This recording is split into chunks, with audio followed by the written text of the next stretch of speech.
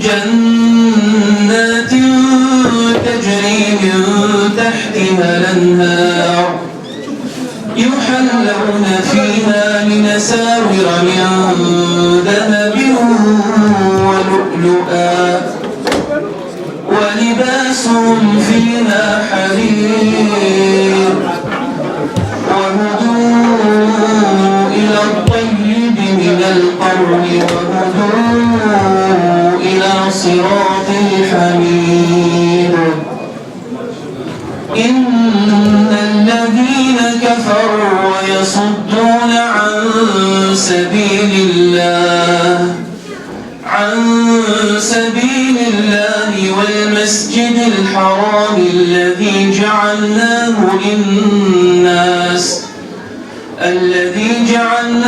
للناس سواء العاكف فيه والباد ومن يرد فيه بإلحاد بظلم نذقه من عذاب أليم صدق الله العظيم. أعوذ بالله السميع العليم من الشيطان الرجيم بسم الله الرحمن الرحيم إن الحمد لله نحمده ونستغفره ونستعينه ونعوذ بالله من شرور أنفسنا ومن سيئات أعمالنا من يهدي الله فهو المهتد ومن يضلل فلن تجد له وليا مرشدا ونشهد أن لا إله إلا الله وحده لا شريك له ونشهد أن محمدا عبده ورسوله. أيها الإخوة أيها الأخوات السلام عليكم ورحمة الله وبركاته.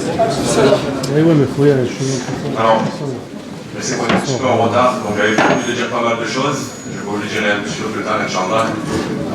On puisse commencer la conférence tout de suite. En tout cas, très rapidement, je voulais remercier les responsables et les organisateurs d'avoir préparé cet événement. Qu'Allah vous récompense, Inch'Allah. Et sans plus tarder, je laisse la parole au professeur, Inch'Allah.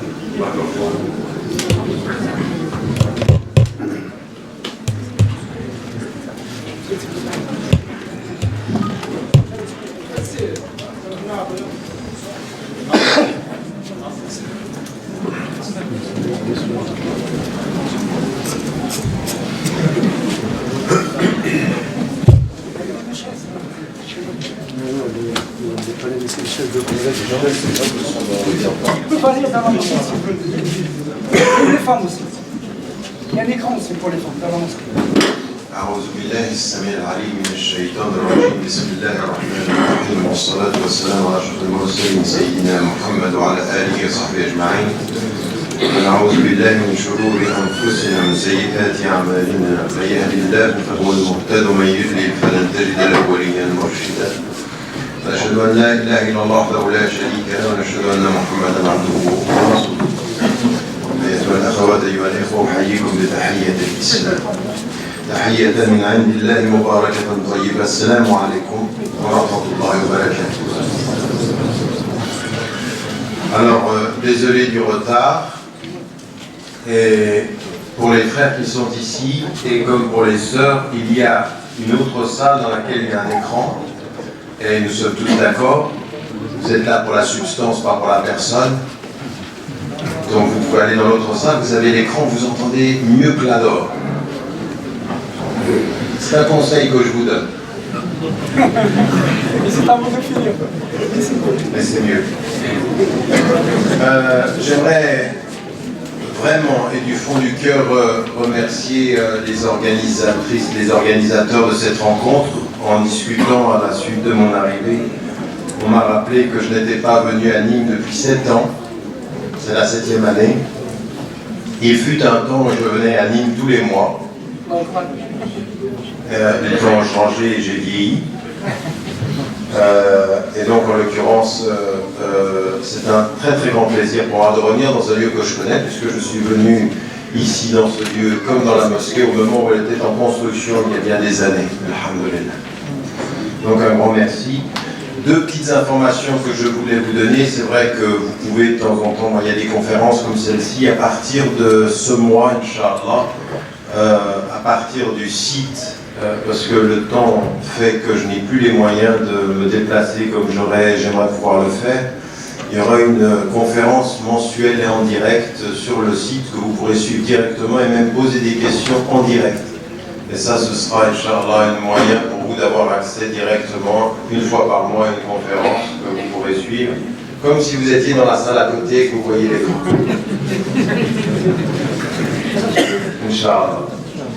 Et l'autre information également, c'est pour toutes celles et tous ceux qui écrivent et qui ont envie de pouvoir exprimer une pensée qui soit plutôt de la recherche pour les étudiants, ou qui soit plutôt des textes journalistiques, ou plutôt de la création libre. Depuis cette semaine-là, on a commencé également sur le site à accueillir votre production pour pouvoir les rendre plus visibles. Donc toute personne qui a envie d'écrire, vous êtes le bienvenu.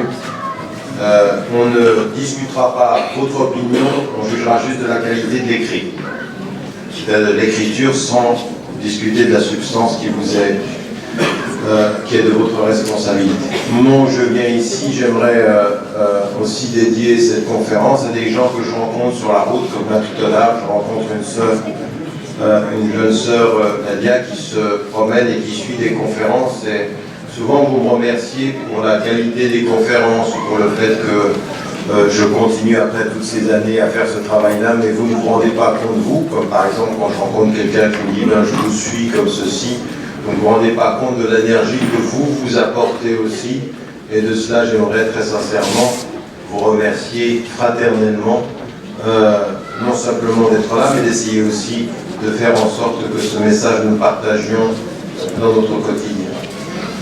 Les organisateurs ont choisi comme thème la réflexion autour de vivre un islam engagé. Notre référence islamique est l'engagement. Et j'aimerais commencer par dire en introduction que dans notre compréhension de l'islam, dans la compréhension même de ce qu'a été la biographie du prophète,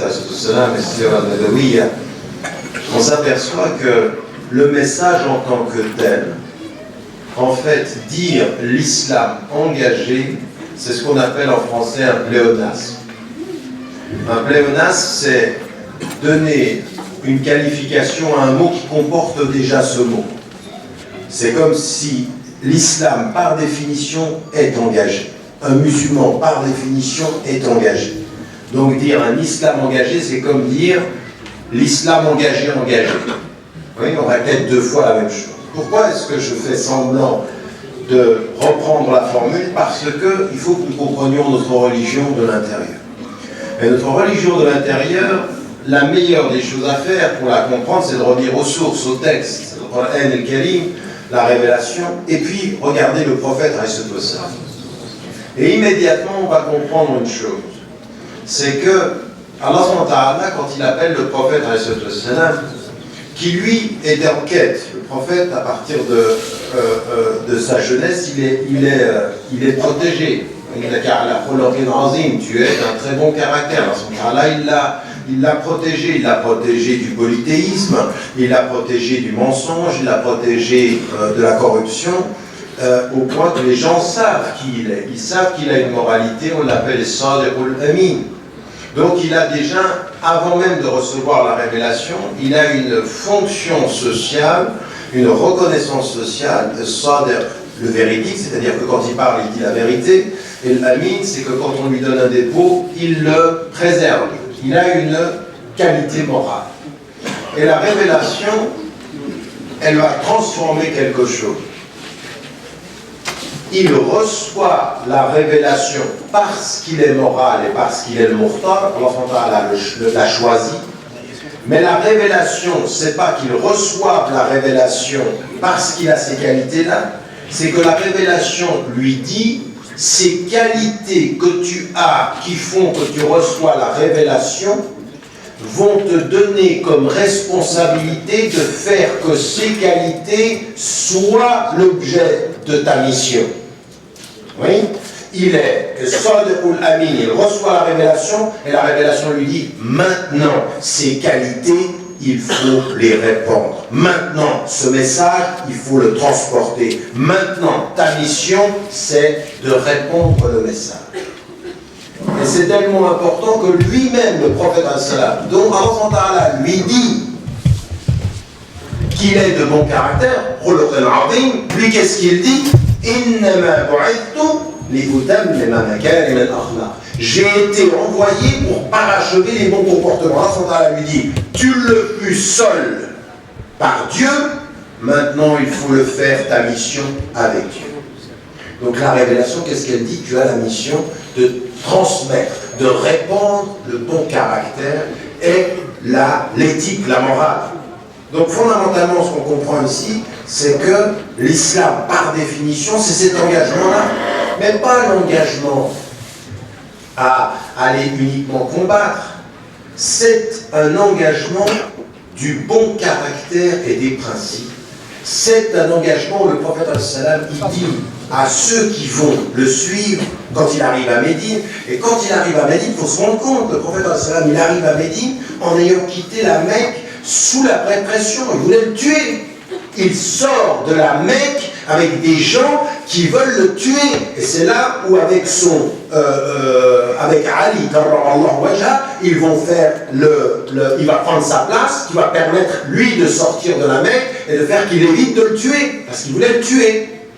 Donc il sort d'un lieu où on veut le tuer, et lui, il arrive dans un lieu où il va se réfugier, sachant que ceux qui voulaient le tuer vont essayer de le rattraper, vont essayer de combattre. Et lui, qu'est-ce qu'il dit? Ifshu salam. Ifshu salam, répondez la paix. Ils veulent nous tuer, on est pour la paix. Ils veulent la guerre, on veut la réconciliation. Nous sommes des agents du bon comportement. Mais qu'est-ce que ça veut dire? Ce n'est pas parce que tu veux le bien que ceux qui sont autour de toi te veulent du bien. Ce n'est pas parce que tu veux la paix que ceux qui sont autour de toi sont des pacifiques. Ce n'est pas parce que tu veux réconcilier que ceux qui sont autour de toi ne voudront pas le conflit. Ce n'est pas parce que tu sers que ceux qui sont autour de toi ne vont pas se servir de toi.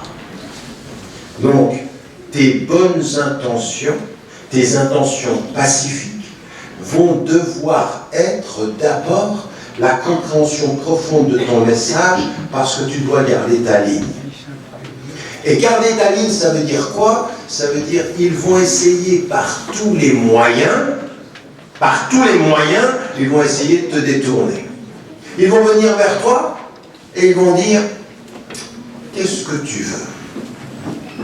Et quand on vient vers toi et qu'on te dit, qu'est-ce que tu veux? On est en train de chercher tes intentions. Tu veux quoi? De l'argent? Tu veux quoi? Du pouvoir? Et vous ici, à Nîmes ou dans le sud de la France, vous n'êtes plus à cette époque-là. Mais vous êtes en France. Et vous êtes des citoyens. On peut venir vers vous et dire, tu veux quoi? Du travail? De l'argent? Un poste? Un titre? Mais non, je veux servir. Tu veux te servir ou tu veux servir? Tu veux quoi? Eh bien, ça que vous vivez tous les jours, le prophète, salam, commence à recevoir le message, ils font exactement la même chose. Il l'insulte, c'est un magicien. Hier, il était Sadirul Amin, c'était quelqu'un de respecté. Tout à coup, on se dit, oulala, celui-là, il est en train de perturber notre pouvoir. Celui-là, il vient avec un message où il dit, la hawla wa la quwwata illa billah, il y a de pouvoir et de puissance en Dieu. Ça veut dire à vous tous, je vous dis, tout votre pouvoir n'a aucun pouvoir en face de son pouvoir. Et si au nom de ce pouvoir, je dois lutter contre votre pouvoir, je serai le premier à être au premier rang contre votre pouvoir. Et ça fait peur. Et tout de suite, c'est de se dire, comment est-ce qu'on peut le détourner? Et regardez la réponse d'Allah, qu'est-ce qu'il dit?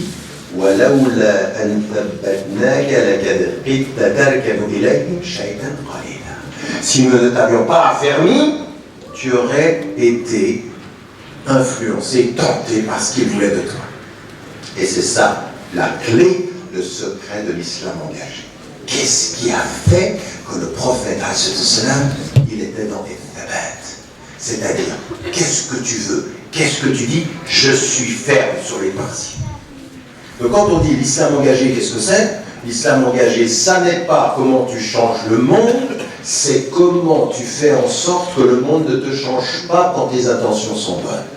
Oui, quand tu dis La ilaha illallah, il dit maintenant vous n'allez pas pouvoir me faire partir de ma ligne. Ma ligne c'est al-rushd, al-huda, al-sabil. Et c'est ça qui est dit. Le djihad fi sabilillah, c'est pas simplement cette histoire de guerre. Non. Et le djihad fi sabilillah, c'est les efforts qui me font garder la ligne. Et nous, on le traduit mal. Le djihad fi sabilillah, par certains qui comprennent mal le terme, ils se disent c'est la guerre. Non.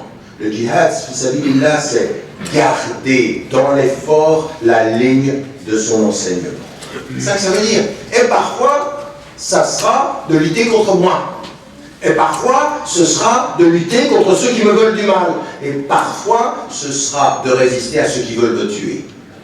Mais le premier ennemi de ma ligne devant Allah, c'est moi-même. C'est pour ça qu'on parle de djihad al-nafs. Et Allah, c'est ça qu'il va le dire au prophète, il dit, si nous ne t'avions pas affaibli. Ça veut dire quoi? Ça veut dire que la première des choses, quand on est engagé avec Allah, c'est de se souvenir de ce Kenz min kunuz al-jannah fi dunya, c'est-à-dire ce trésor parmi les trésors du paradis sur la terre, c'est de se dire la hawla wa la quwwata illa billah. C'est-à-dire quoi ça? Ça veut dire je n'ai peur d'aucun pouvoir, mais avec son pouvoir tout est possible. Alors aujourd'hui vous êtes en France et on regarde ce qui se passe au Moyen-Orient et on se dit subhanallah. Regardez ce qui se passe chez les musulmans. C'est quand même la pagaille. On est divisé là-bas, ici on n'y arrive pas, on est en train de nous attaquer, et on se dit, mais ça, c'est quand même, il y a quand même un problème, on est en crise.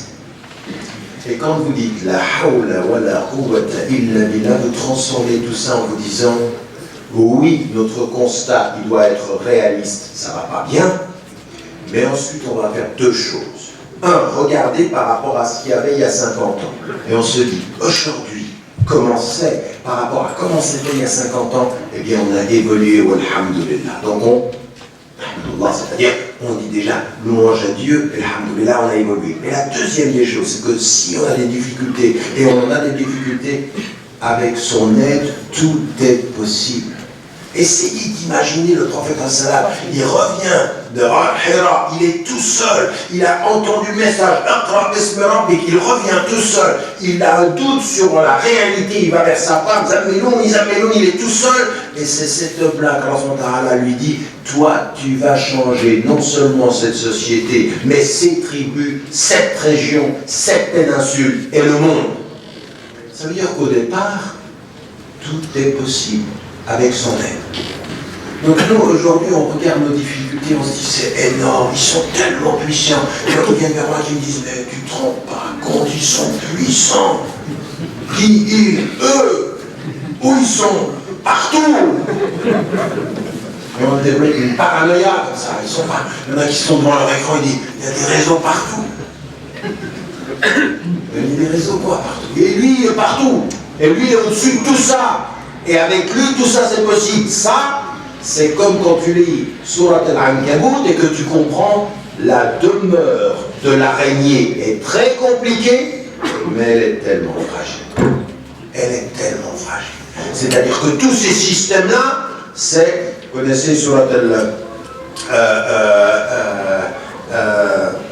cette image-là de cette complexité de l'araignée et de toute cette dimension que nous, on doit comprendre. La complexité du monde ne doit pas nous faire perdre confiance dans le pouvoir de celui qui l'a créé et qui veut le bien et qui nous dit « avec moi, tout est possible ». Avec Allah, ça veut dire « tout est possible ».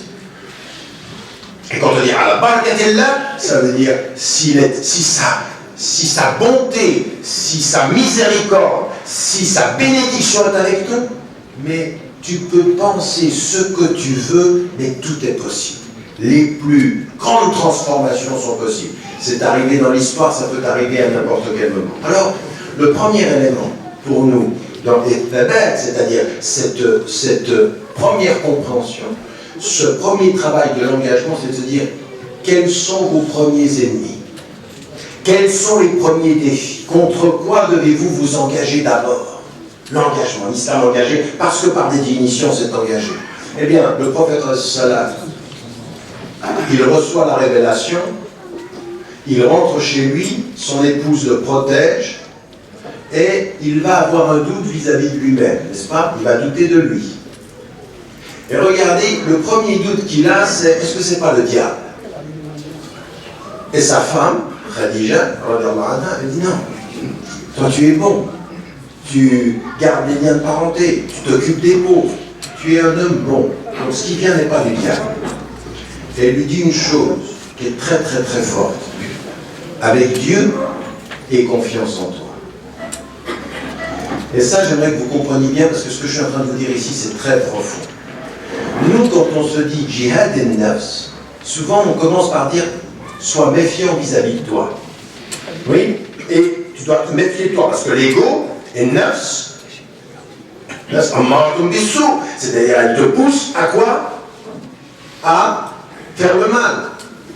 Mais attention, il y a une chose qui est très très importante. Quand vous regardez votre nafs, quand vous vous regardez vous-même et que vous savez que nafs peut vous amener au mal, la première chose qui arrive au prophète, écoutez-moi bien, la première chose qui lui arrive, c'est que quand il vient et qu'il a un doute sur son nafs, et Shaitan, il joue avec la possibilité que ça vienne de lui. Et elle, qu'est-ce qu'elle lui dit? Oui, et nafs peut être commander le mal. Mais avant que tu penses à commander le mal, sache que tu as la possibilité du bien. Sa femme, elle va le réconforter. Tu es un être de bien. Et c'est ça que j'aimerais vous dire. Nous devons tous lutter contre notre ego. Mais pas avec l'idée que notre ego est forcément mal et qu'on n'y arrivera pas. En pensant qu'on peut être attiré par le mal, il faut savoir qu'on peut faire le bien. Vous comprenez ce que je suis en train de vous dire? On commence par le positif. C'est-à-dire qu'elle, elle va le protéger du diable en lui disant tu es quelqu'un de bien, Allah t'a mis le bien, et donc aie confiance en toi pour lutter contre ce qui peut être le mal en toi. Nous, on fait le contraire en tant que musulmans. À un moment donné, on parle tellement des nafs en des mots qui peuvent être négatifs que finalement, on est toujours dans un sentiment de culpabilité. L'islam, c'est pas ça. Et l'iman, c'est une dimension de confiance et de paix. Il faut savoir qu'Allah, il dit « Illa man atallaha biqalbin salim » sauf ceux qui viennent avec un cœur qui est un cœur originel. Allah, au tout début, il a mis une étincelle en nous qui est une étincelle de reconnaissance. Et il faut que nous sachions que ça c'est en nous et que ça c'est positif. Que Allah, il nous a créés positivement.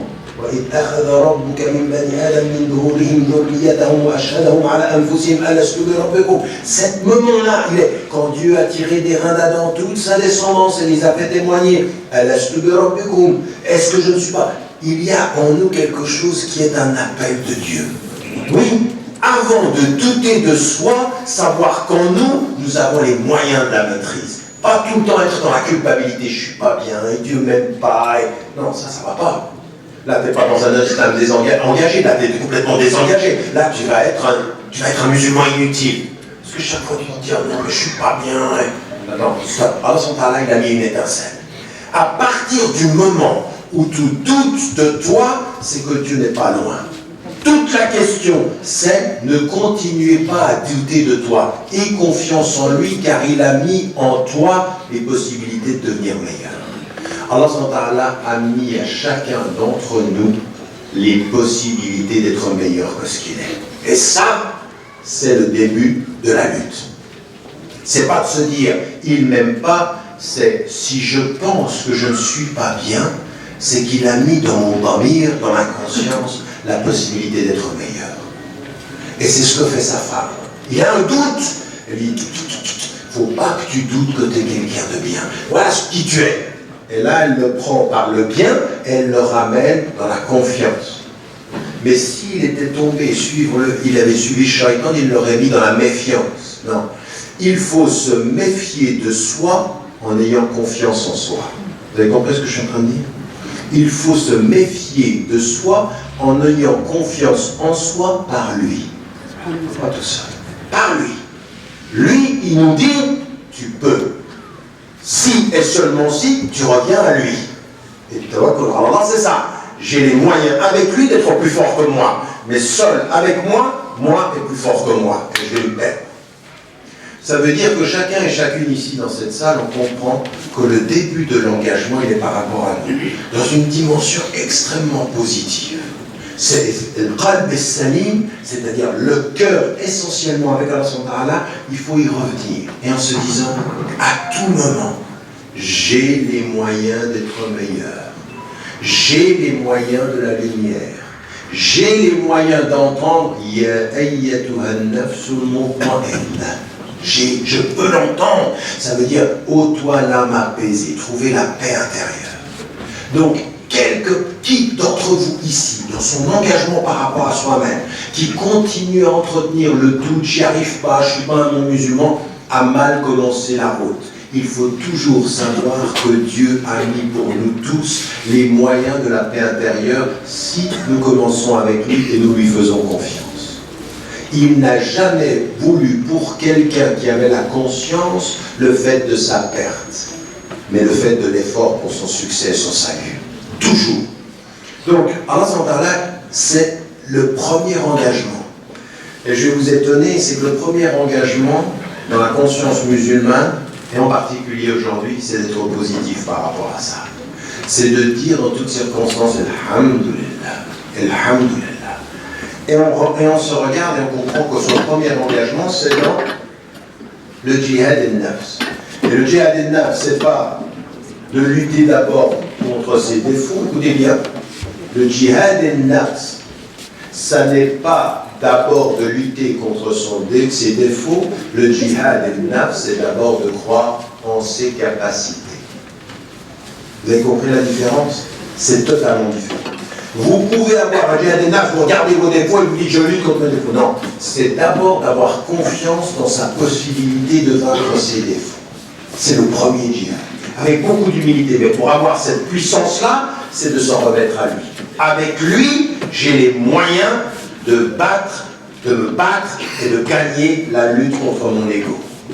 J'ai les moyens. Avec lui, c'est le premier djihad, c'est-à-dire de lui faire confiance. Mais pour atteindre cette confiance-là, il faut commencer en se souvenant de ce petit moment tout à fait étonnant où Khadija, elle va donner au prophète les moyens de sa confiance. Elle lui dit, non mais t'es quelqu'un de bien. Donc il a les moyens de la confiance et avec ceci, il peut commencer le chemin. Donc, le premier engagement, il est par rapport à nous. Et ensuite, chacun d'entre nous, et vous voyez, c'est très pratique, on connaît nos qualités et on connaît nos défauts. On a, pour certains, des qualités qui sont des qualités intellectuelles, des qualités de cœur, des qualités de générosité. Alors, là, il nous dit, moi, je suis venu pour ça. Je suis venu pour parachever les bons comportements. Eh bien, maintenant, il faut que tu te mettes en route. Tu te regardes dans un miroir, dans le miroir de ta moralité, de ton éthique, et que tu fasses le bilan de ce que tu es. Tout ce qu'il y a de bien et tout ce qu'il y a à réformer. Et que tu regardes ceci, non pas comme certains le font, ils regardent que la colonne du mal, et ils se disent, mais je suis pas bien moi. Et il y en a d'autres, c'est le contraire. Ils regardent que le bien, ils disent, oh, Masha'Allah. Et dans les deux, ils ont tort. L'un, parce qu'il a trop confiance en lui, l'autre, parce qu'il n'a pas confiance en Dieu. L'un se regarde lui, et c'est l'ego qui prend le dessus, l'autre ne regarde que le mal, et il ne regarde pas ce que Dieu lui a donné comme pouvoir sur ce qui ne va pas. Et donc il faut, avec Dieu, regarder les deux, et commencer ce travail de cette transformation. Un islam engagé n'est pas forcément un islam visible, c'est un islam de l'invisible.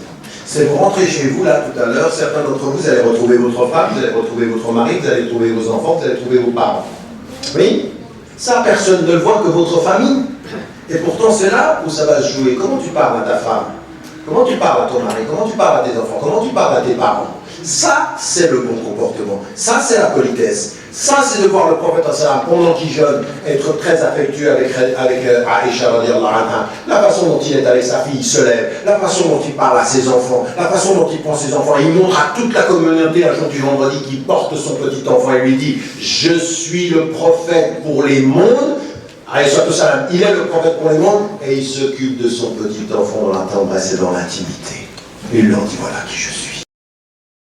Mon comportement, c'est comment tu es dans le privé, pas uniquement comment tu es dans le public. C'est pas ce que les gens voient, c'est ce que toi tu sais.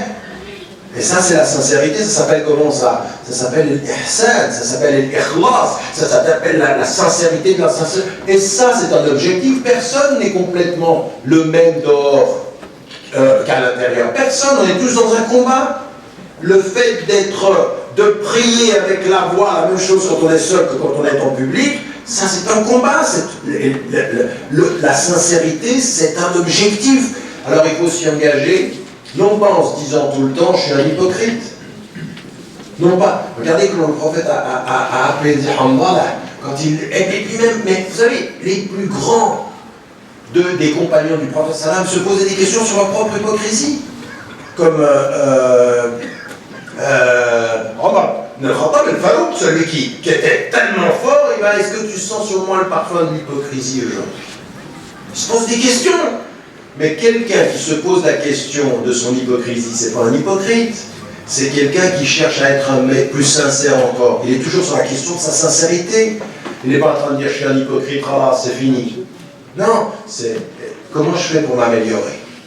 Et donc, Hanbala qui dit quand je suis avec le prophète, c'est comme si je voyais le paradis et l'enfer. Et Abu Bakr se dire qu'il lui disait la même chose pour moi. Et le prophète, il lui dit mais si vous étiez comme ça, vous seriez comme des anges, vous saluerez les gens, vous saluerez sur la route. Donc vous êtes des êtres humains. Il faut admettre qu'un jour vous êtes dans la lumière et que parfois vous êtes dans l'ombre. Toute la question est de savoir comment vous êtes dans l'ombre. Vous êtes dans l'ombre en cherchant la lumière, vous êtes dans l'ombre, vous êtes content d'être dans l'ombre, puisque personne ne vous y voit. Oui? Toute la question est de savoir comment vous vivez avec cette part d'ombre qu'il y a en nous. Tous ici on l'a, on a tous une part d'ombre. La question est de savoir, tu l'entretiens, tu t'y caches, tu t'y plais parce que personne ne la voit, ou est-ce que tu te regardes dans le miroir de ton amélioration et savoir qu'avec lui tout est possible. Tu peux changer les ténèbres en lumière avec lui. Pourquoi? Parce que l'iman, nour, c'est de la lumière. Et que lui, il est nour. Et que nour, ala nour, c'est plus de lumière. Donc, cette lutte-là, ce premier engagement, il est par rapport à nous. Chacun d'entre nous, dans la confiance, c'est possible. On se dit, alhamdoulilah, c'est possible. Je fais des erreurs, je mens, je trahis, j'ai triché, j'ai un passé qui n'est pas forcément beau. Et alors, ce moment-là, il peut changer le passé le plus sombre, il peut le transformer en avenir le plus beau. La personne qui apparemment était pas de confiance, elle peut être transformée. Des gens qui étaient totalement contre le prophète, ils ont été transformés. Je veux dire, Omar ibn al-Khattab, il allait pour tuer le prophète, il allait pour tuer le prophète, il entend pas, et puis il revient, c'est plus les mêmes. Donc tout est possible. Si c'est possible avec Omar ibn al-Khattab qui voulait tuer le prophète, c'est pas possible avec toi. T'es qui toi? T'es qui toi? T'es pire que lui ou t'es meilleur que lui? Il était quelqu'un qui voulait tuer le messager d'Allah, il est devenu le compagnon le plus solide. Et qui disait, il y a la vérité, il y a l'erreur. Si avec un homme comme lui c'est possible, avec un homme comme toi, une femme comme toi, c'est possible. Si tu as confiance. Et que ton premier engagement, il est par rapport à toi. Et ça veut dire qu'il faut suivre ce que le prophète a commencé à faire. Et comment c'était cette première dimension? Elle était, Allah, il lui dit, lis. Et ça veut dire quoi, lis? Ça veut dire tu vas lire le Coran et tu vas lire le monde. Tu vas voir le monde maintenant d'un nouvel œil. Quand tu vas regarder les étoiles, quand tu vas regarder la nature, tu vas savoir qu'Allah, il est derrière tout ça. Que tout ça, ça a du sens. Et que le deuxième engagement pour nous, ça va être d'appliquer dans notre vie ce qu'il nous demande. C'est le deuxième engagement. Dans la lutte pour qu'on puisse rester solide par rapport à nous, il y a la lecture du Coran, il y a la vie du prophète, il y a nos prières, il y a ce qui va faire le fondement de notre solidité. Les fondements de notre solidité. Si vous voulez être dans la foi, Il y en a certains, ils disent, moi, je prie que le vendredi, une fois par semaine, ou je fais le jeûne du Ramadan. Écoutez, c'est pas possible de rester solide dans ce combat par rapport à son ego si on n'a pas compris qu'Allah il nous a donné une feuille de route. Et il nous a dit les 5 prières par jour, c'est nécessaire. Parce que c'est comme ça que vous luttez, c'est comme ça que vous vous rappelez. La lecture du Coran journalière, c'est nécessaire parce que c'est comme ça que vous communiquez avec Allah. Lire le Coran, c'est pas lire un livre. Lire le Coran, c'est lui parler et l'entendre. C'est lui parler et l'entendre. Je viens avec lui avec tous mes soucis, je lui parle par ma lecture, il me répond par sa lecture. J'ouvre un dialogue. Alors certains payent un psychologue pour entendre des choses. À ce moment-là, il vous parle par le texte en disant « Parle-moi, viens à moi, ce texte-là est le moyen de ma communication. » Donc on parle à Allah. Et puis ensuite, il y a la prière, il y a la zakat, comment on travaille avec son argent. Et tout ceci est lié à une discipline. En fait, le premier engagement, c'est de ne pas oublier sa discipline personnelle, avec soi-même. Et ça, après, cet engagement-là, il va être dans le bien, lutter contre son ego à soi-même. Et commencer à regarder ce que Allah nous dit. Si vous aimez Dieu, suivez le prophète Hassan. Et comment il était le prophète? Qu'est-ce qui est venu avec le prophète Hassan tout de suite? Il reçoit la révélation. Allah il dit regarde le monde différemment, mais il y a une chose qu'il lui dit tout de suite. Tout de suite. Si tu veux te rapprocher du créateur des hommes, serve-les. Et dans le hadith qui est rapporté de Bayhaqi, il dit et sans problème repousser un tout petit peu et décaler la prière de Zahar de l'Aïcha. C'est ce qu'on va faire pour plusieurs raisons. Pas parce qu'il n'y a absolument aucun problème à le faire islamiquement. La deuxième raison, c'est que si maintenant on arrêtait la conférence, que vous alliez faire la prière, pas y revenir, ça va être extrêmement difficile de pouvoir la faire dans l'ordre. Donc ce qu'on vous propose, c'est qu'on continue là maintenant et puis on a des questions qui associent à Zahar de l'Aïcha. D'accord? Il n'y a pas de problème, pas de contre-indication. Je vous ai pas. Et que personne ne sorte de l'islam, mais que commence à devenir un peu compliqué avec cette communauté. On a des frères comme ceci, sur une seule opinion, ils nous sortent de l'islam et tout ce qu'on fait là maintenant est complètement islam. Donc je continue.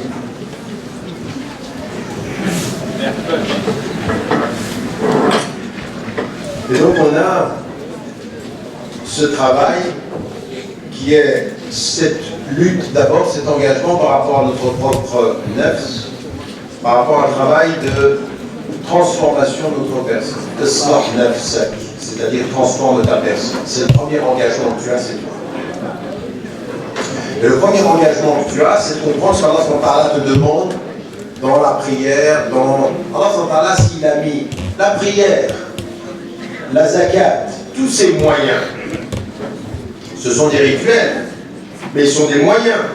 D'ailleurs, quand vous avez les fuqaha qui essayent de comprendre c'est-à-dire la raison d'être d'une règle, à des moments donnés, on essaie de comprendre pourquoi on prie, pourquoi on jeûne. Et il y a toujours une illa, où d'autres savants parlent de hikmah, c'est-à-dire une sagesse derrière, ou un maqsad, c'est-à-dire un objectif, ou al-ubudiyya, c'est-à-dire le fait qu'à des moments donnés, il n'y a pas de raison. Mais c'est parce qu'il n'y a pas de raison que c'est justement la raison. Quand il vous dit par exemple, pourquoi est-ce que vous priez 4 rak'at, 4 cycles pour salat al-dhuhr, et pourquoi 3 pour salat al-maghrib? Là après vous commencez à faire de la philosophie, c'est parce que 3, la chiffre un dit stop, tais-toi. On ne sait pas. La seule chose que tu dis Allahu A'lam. Et le fait que tu n'y aies pas de raison, c'est la raison. C'est qu'Allah il dit dans certaines circonstances, Sami'na wa ata'na. Nous avons entendu et nous appliquons.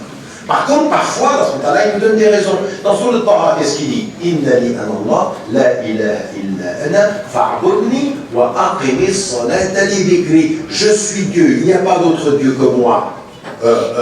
Adore-moi et accomplis la prière. Et là, il nous donne la raison pour te souvenir de moi. Donc, la prière est un moyen du souvenir d'Allah. Allah, il nous a donné dans la vie des moyens. Et il nous dit, tenez-vous à ces moyens, c'est le moyen pour vous de rester en relation. Les savants disent, tenez-vous fermement à la corde, et le hamd ici c'est le Coran. Donc Allah il dit, vous voulez rester en communication avec Allah, tenez-vous au Coran. C'est ce qui va vous unir et c'est ce qui va faire. Donc on comprend ici qu'il y a des raisons. Des raisons. Ne vous divisez pas, c'est-à-dire votre unité c'est le Coran. Oui, et le moyen de votre souvenir d'Allah, c'est la prière. Donc il nous a donné dans la vie des moyens de lutter contre notre propre ego, des moyens de rester attaché, tout ce que je vous ai dit dans la première attitude. Ayez confiance en lui, il vous a donné les moyens de votre réforme, et les moyens de votre réforme, c'est la confiance en lui, plus le Coran, la vie du prophète, la prière, le jeûne, la zakat, et tous ces piliers-là qu'on doit faire. Ajoutez à cela, il dit attention, comme il a été dit avec le prophète, ce qui va vous permettre de devenir des gens qui restaient dans la ligne, c'est que vous allez devoir appliquer le bon comportement. Ils font le bien. Qu'est-ce que c'est faire le bien? Ça veut dire, là, de ce premier élément, le comprendre. Dans ta vie privée, de te rendre compte une chose. Allah il dit,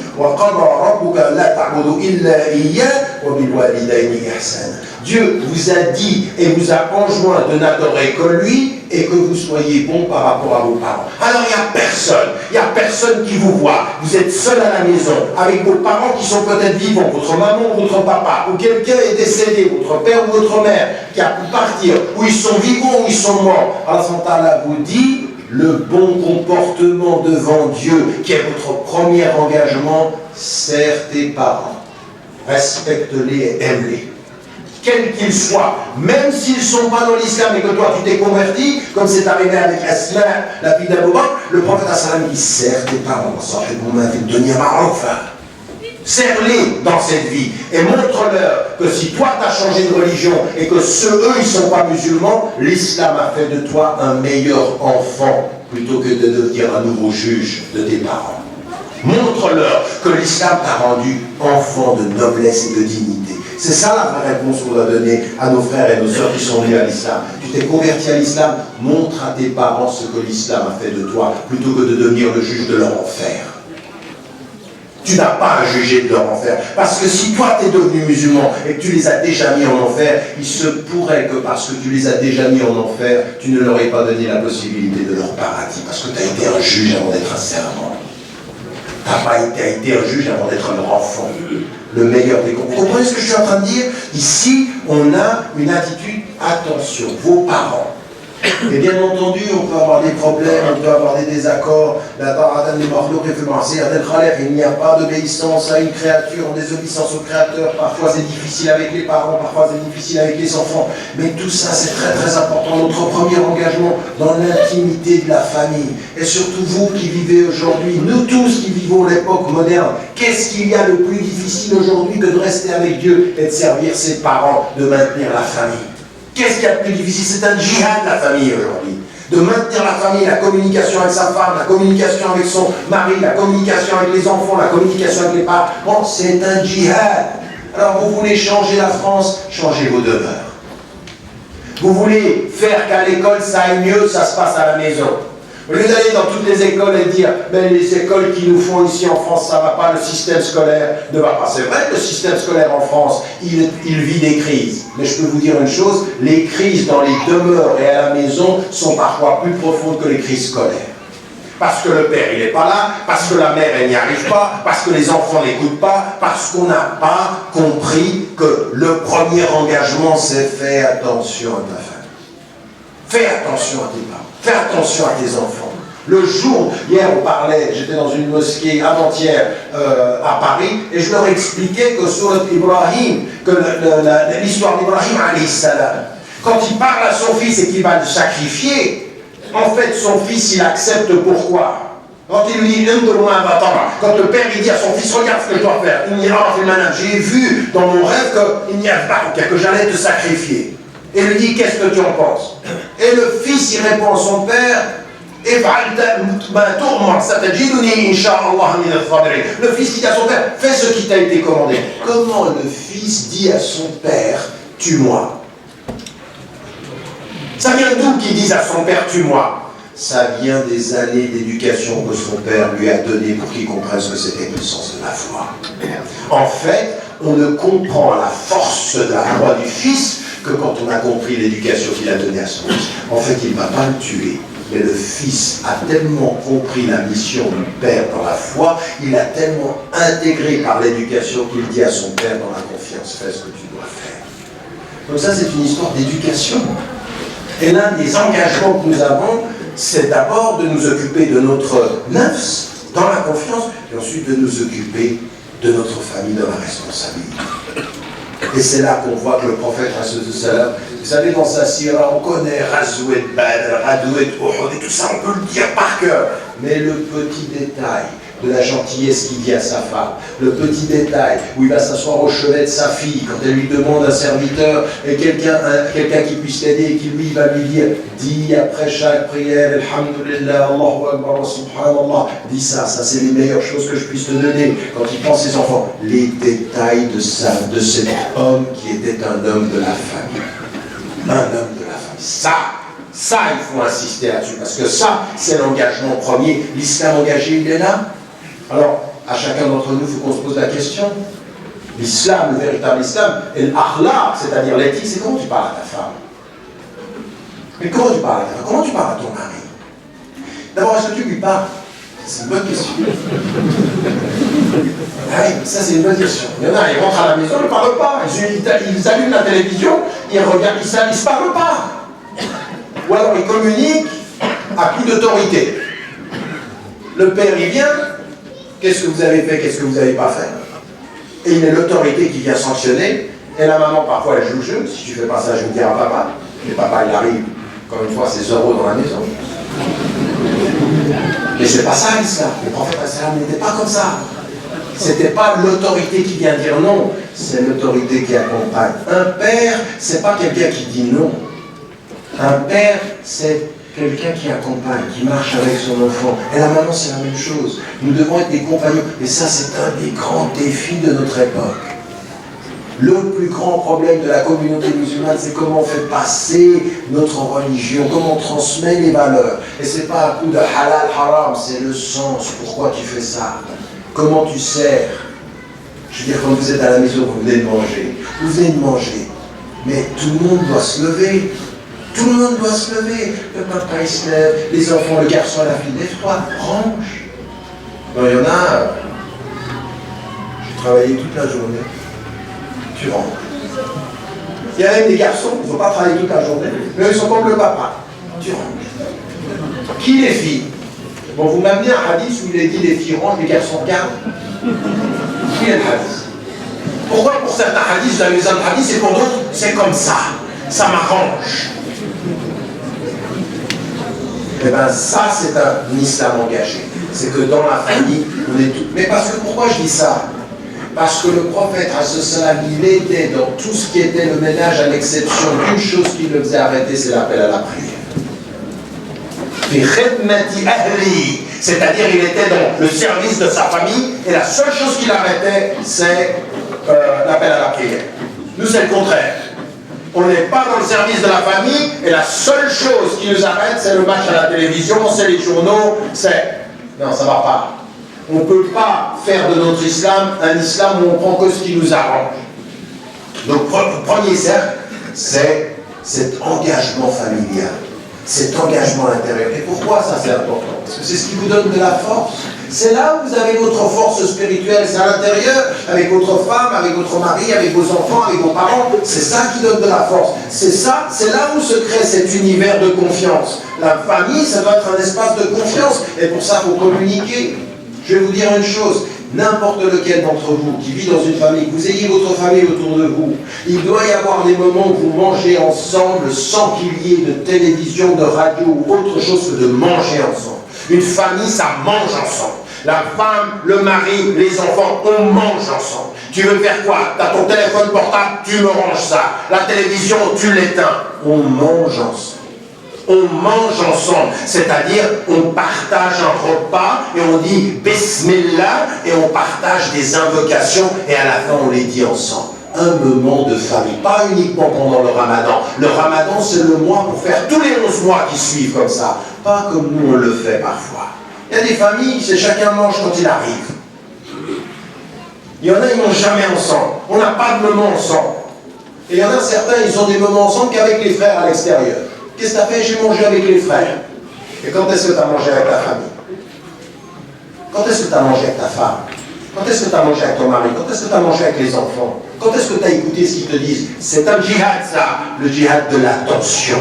Le djihad de la perception. Tout à l'heure, le frère, il me dit, il y a un frère qui passe et je suis content parce qu'il m'a reconnu, il a reconnu mon nom. Ça veut dire quoi, ça? Ça veut dire que moi, quand on vient vers moi et quand on me parle de mon grand-père, vraiment, on me dit, c'est impressionnant. 6 mois plus tard, une année plus tard, il passe dans un endroit, il se souvient des prénoms. Mais ça veut dire quoi, ça? Ça veut dire, je t'ai vu, tu as de l'importance pour moi et mon cœur et ma mémoire. Vous comprenez ce que je veux dire? Quand on a de l'importance, on se souvient des gens. Eh bien, il y a des gens qui ont ceci, et bien dans notre famille, quand tu as un enfant, à un moment donné, même ma fille, elle me dit, moi des fois j'arrive fatiguée de conférences et tout aussi, elle rigole avec moi, elle me le dit une fois. Puis comme des fois elle me sent que je ne suis pas attentif, elle me le dit 2 fois, puis après elle me regarde. Du style t'écoutes ou... Du style t'écoutes, parce que des fois non, parce que des fois on a l'intention. Elle me donne des leçons. Si tu respectes ta fille, tu l'écoutes, tu mets ton cœur dans tes yeux dans tes oreilles pour son cœur à elle. Parce que c'est comme ça que tu respectes ta fille. Ta fille, tu la respectes quand tu l'écoutes. C'est pas quand tu lui dis, tu sais, je t'aime, fais ça. Fais, attends, je suis ton papa, hein. Ça, nous, c'est comme ça, je t'aime, je suis ton papa. On dit même pas je t'aime maintenant. Je suis ton papa, c'est-à-dire je t'aime, t'as pas compris? C'est pas comme ça. En fait, dans l'islam, c'était autre chose. Donc, ça, c'est un deuxième espace. Le troisième espace, et je vais en arriver, mon donner 10, d'accord? Inch'Allah. Le deuxième espace, il est autre chose. Souvenez-vous, le prophète, il vient avec un message de paix, il va avoir une opposition. Et vous, aujourd'hui, vous pouvez bien sortir ici vers vos concitoyens français, vous dites, nous, on ne veut pas la guerre, on veut la paix. Il y en a quand même qui ne vont pas vous faire confiance. Parce qu'à vue d'œil, on peut difficilement vous faire confiance. Je plaisante, d'accord? Au moins, il y a quelque chose qui nous vient du Sud, qui a le sens de l'humour. Parfois, on le perd. On est tellement crispé que parfois, on est un peu même paranoïaque. Pourquoi il rigole? Vous gardez ça, c'est notre force, ça. La générosité et le sens de l'humour. Gardez ceci. Ça, vous savez, il y a toujours dans les relations internationales ce qu'on appelle des zones tampons, des zones qui permettent que le choc ne soit pas frontal. Il y a 2 choses. La générosité, ça enlève beaucoup de conflits. Et le sens de l'humour, ça apaise beaucoup de... On les choses avec... on peut sourire. D'accord? Il y a des sourires halal. D'accord? C'est pas... Ce que je suis en train d'essayer de vous dire ici, c'est que le prophète il est venu avec ce message-là de paix. Et alors, il lui dit, ne leur obéis pas dans ce qu'ils veulent t'imposer. Ça fait partie du sabbat, ce que je disais. Donc, tu n'avais pas à faire. Et là, dans cette façon d'être enfermé, c'est attention, n'obéis pas aux négateurs de Dieu. Et résiste à leur attaque au moyen de bihi, jihad al-kabira, d'un grand jihad. Et là, les commentateurs, qu'est-ce qu'ils disent? N'obéis pas, ne te laisse pas imposer par ce qui dit Dieu et utilise le Coran comme la référence pour ta résistance à leur imposition. Et en fait, quand vous comprenez, vous savez que dans les premiers temps, les gens, quand ils venaient vers le prophète, souvent, qu'est-ce qu'ils faisaient? Ils répondent en citant le Coran. Mais ça veut dire quoi? Ça veut dire que le Coran, c'est ton arme de résistance. Ce n'est pas une arme avec laquelle tu tues, c'est une arme que tu dois comprendre parce que c'est une arme avec laquelle tu éveilles l'intelligence de ton interlocuteur. En fait, l'islam engagé, l'engagement, après l'engagement du cœur par rapport à toi, l'engagement de l'éthique par rapport à ta famille, c'est l'engagement de l'intelligence par rapport au monde. comprends le Coran et engage-toi avec ta tête. Comprends. Et le fahm, disait Omar ibn al-Khattab, il faut comprendre. Donc, iqra, et l'ilm, c'est acquérir de la connaissance. Et le fahm, c'est comprendre ce que l'on a appris. Comprendre. Et là, le Coran, il faut le comprendre. Pourquoi? Parce que si quelqu'un vient vers toi et il t'attaque, si tu cites le Coran, il faut que tu comprennes ce que tu cites. Oui? Tu ne peux pas citer le Coran si tu n'as pas compris. Donc, quand il dit résiste-leur au moyen du Coran, ça veut dire comprends le Coran. C'est-à-dire, ta résistance, c'est la force de ta compréhension. Alors, quand certains d'entre nous viennent vers moi, aujourd'hui, ils disent, mais comme tu discutes avec eux, tu comprends bien comment il faut leur parler, il y a deux choses qui sont importantes. Connaître nos références et connaître les esprits qui sont en face de nous. Comprendre comment ils réfléchissent. Le prophète, il était de la Mecque. Il savait comment les gens réfléchissaient. Donc, il l'utilise. Il revient au Coran pour comprendre le Coran et il leur répond au niveau de leur intelligence. C'est pour ça qu'Ali il dit c'est-à-dire parler aux gens au niveau de leur intelligence. On le sait, des choses élémentaires. Tu es en France, le meilleur moyen d'être entendu par les Français, c'est de parler leur langue. C'est pour ça qu'on a toujours envoyé, des prophètes dans la langue du pays. Parce que si tu commences à leur parler avec un nom français approximatif et tout ceci, il dit, c'est pas clair ce qu'il disait. D'accord? Donc, les premières générations qui sont venues, c'est normal, elles sont venues avec la langue du pays d'origine, mais les deuxième, troisième, quatrième générations, maintenant, vous avez intérêt à parler français. Parce que vous parlez à des gens qui vous parlent en français, qui veulent comprendre en français. Je ne commence pas avec un langage approximatif, on ne sait pas ce que tu racontes. Et tu dis, mais attends, je t'ai expliqué, non, j'ai rien compris. J'ai rien compris à ce que tu me dis, pourquoi? Parce que tu dois connaître ta référence musulmane à partir de sa source et tu dois comprendre les esprits auxquels tu t'adresses à partir de leur vécu. Le troisième espace d'engagement, c'est tout engagement est lié à une région particulière, à un pays particulier. Donc tu dois être armé de tes références, empli, intégré à ton univers. Tu dois savoir à qui tu parles. Le prophète, il parle aux gens avec lesquels il a toujours vécu. Donc il leur parle directement, ils le comprennent. Et en ce moment-là, il nous dit dans le Coran, je n'ai envoyé des envoyés que dans la langue de leur peuple. Pourquoi? C'est parce que la langue, c'est pas le moyen de communication. C'est le sens de l'humour, c'est le goût, c'est la culture. Et maintenant, vous êtes d'ici. Et l'islam engagé, il est comprends avec ton intelligence tes références. Quand quelqu'un vient vers toi et te dit, pourquoi tu pries? Tu ne vas pas lui dire, je prie parce que j'obéis à Dieu et que l'islam c'est la soumission, je ne pose pas de questions. Quelqu'un il t'écoute, il dit, non mais tu ne réfléchis pas. Dit comme ça, on a l'impression que tu as un esprit vide. Mais ce n'est pas ça la réalité. Alors, Allah nous a pas envoyé la prière pour qu'on dise des choses. Non, la prière, ça a une dimension de purification du corps, de la discipline. Quand vous commencez à expliquer de l'intérieur pour vous-même, vous pouvez l'expliquer aux gens. À quoi sert la prière? Même sur la question du hijab ou du rima. Le vrai nom, c'est le rima en arabe. C'est-à-dire de se couvrir Certaines disent, moi, je n'obéis qu'à Dieu. Pour un esprit ici, quand tu dis ça, il dit, attends, mais t'as un esprit, tu réfléchis. Le fait de porter le rima, le fait de décider pour soi, parce qu'en même temps c'est un acte de foi, personne ne doit l'imposer à personne, ça doit être un choix libre. Mais quand une femme le porte, ou quand l'islam le prescrit, ça doit être aussi de ce point de vue-là compris de l'intérieur. Le travail sur la spiritualité, le travail sur le nafs, le travail sur la relation à Dieu, et sur le travail sur la liberté. Une femme doit pouvoir dire c'est en toute liberté que j'ai fait le choix, ou c'est en toute liberté que je ne fais pas ce choix, et de l'expliquer avec la dimension de la spiritualité, pas avec et le mot qu'on a, par exemple, nous on parle français, on dit islam, ça veut dire soumission. Excusez-moi, le mot islam en arabe ne veut pas dire soumission en français. Le mot islam, quand vous l'entendez en arabe, ça ne veut pas dire... Quand tu dis soumission en français, c'est autre chose que de dire islam au sens d'entrer dans la paix, au sens d'entrer dans la paix dans Allah. Donc il faut trouver les mots justes, mais pour ça, c'est un travail d'engagement intellectuel. Connaître tes sources et connaître la langue avec laquelle tu communiques. Ça, c'est très important. C'est un des chantiers énormes. Donc, vous n'avez pas d'armes, vous n'avez pas d'ennemis, il n'y a pas des gens qui vous disent dans la rue, t'es musulman, je te tue. Vous n'avez pas comme il se passe maintenant en Irak, quand vous êtes dans la rue, ou même en Égypte maintenant, où on cherche les gens et on peut les arrêter. Vous n'avez pas ça. Vous êtes aujourd'hui dans une situation où effectivement il y a du racisme dans ce pays, mais vous avez, et vous devez avoir confiance en vous, bi'idhnillah, wa natawakkalu ala Allah, on se remet à lui, on a les moyens de réformer.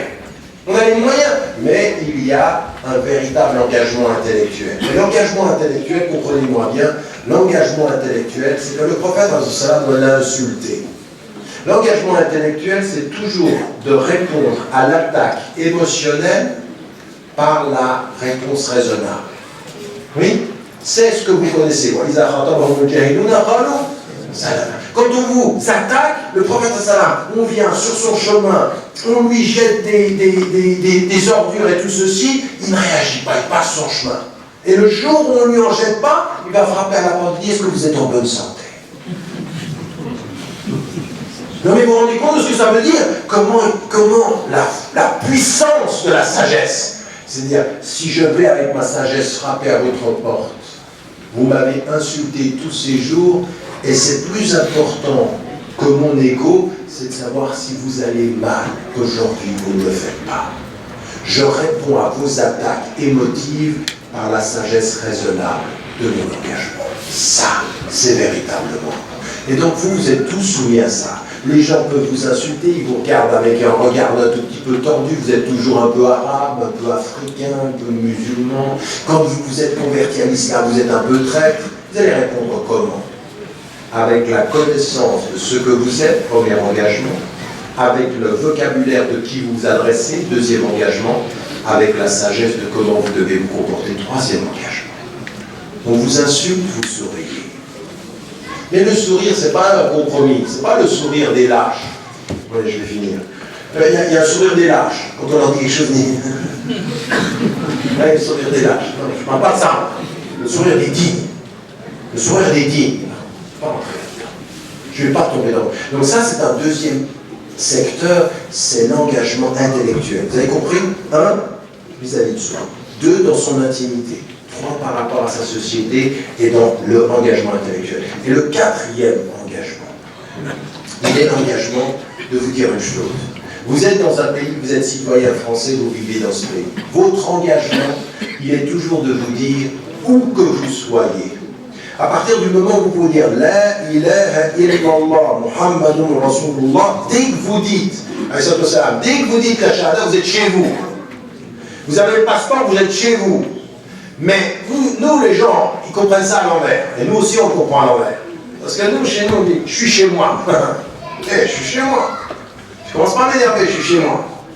Et ça ne vous dit pas t'es chez toi et puis tu commences à la jouer, je suis chez moi. Si t'es chez toi, ça veut dire que tu as la responsabilité de rendre ce chez toi meilleur demain qu'il est aujourd'hui. Dire je suis chez moi, c'est une affirmation de responsabilité en islam. Pourquoi? Parce que l'islam te dit change le monde pour le meilleur. C'est-à-dire de ceux qui changent. Donc quand tu dis je suis français, c'est pas que tu vas vers les gens et tu lui montres le passeport et tu dis je suis français. C'est pas, il n'y a pas Zidane qui est français, moi aussi je suis français. C'est pas ça.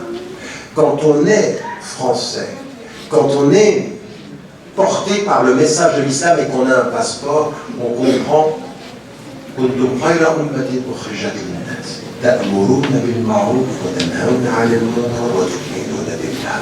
partout où vous êtes, vous serez uniquement la meilleure communauté éthique si là où vous êtes, vous commandez le bien et vous résistez au mal. Ça veut dire ici à Nîmes, ici dans le sud de la France, votre engagement, plus de justice, plus d'honnêteté, moins de corruption, plus de solidarité, voilà qui vous êtes. Vous n'êtes pas des gens qui montrent un passeport ou qui disent je suis français. Non, ça se voit pas dans votre passeport, ça se voit dans votre engagement quotidien. Ça se voit dans votre façon d'être autour de l'école, sur le marché de l'emploi. Ça se voit dans votre contribution à ce que la France devienne meilleure. Éthiquement, c'est une visibilité, pas du mot, du vêtement seulement, c'est une visibilité du comportement. Écoutez bien la différence. Non pas une visibilité du vêtement seulement, mais une visibilité du comportement. Un musulman, une musulmane, dans son engagement, ça se voit. La façon dont il parle ou elle parle, la façon dont elle se comporte, la façon dont elle sert. Voilà un cercle qui s'ouvre, c'est ça. Voilà un engagement. Et ça demande de servir, de se sacrifier un peu. Alors je vais vous poser la question. On va regarder les choses clairement. Dans votre vie quotidienne, vous les musulmans, vous êtes là, vous venez à la mosquée, vous priez 5 fois par jour, vous faites ce que vous avez à faire. Un des cercles, deuxième cercle, c'est peut-être fait. Maintenant, j'aimerais vous poser la question. Vous vivez où? Et vous pensez maintenant, chacun d'entre vous, vous y pensez. Vous vivez dans une allée, vous avez des voisins, vous avez une rue, vous avez une école, vous avez un travail.